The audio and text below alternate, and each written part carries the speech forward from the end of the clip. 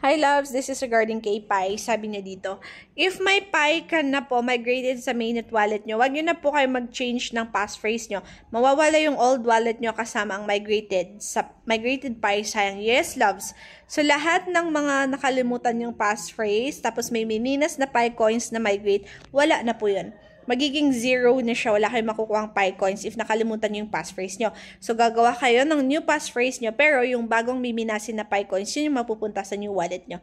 Kaya, lahat ngayon, lahat ng mga nakalimutan yung passphrase, hinahanap na yung passphrase. So, saan nyo na siya mahahanap? Kung hindi nyo siya na-save dati. Kasi, pwede nyo makuha yung passphrase nyo sa Pi browser sa wallet nyo pag na-open nyo yung wallet nyo. Pero hindi nyo nga ma-open yan kapag wala yung passphrase nyo. So, make sure ingatan ang passphrase sa Pi para, ayan, hindi masayang yung mga Pi coins na miniminas nyo mga loves.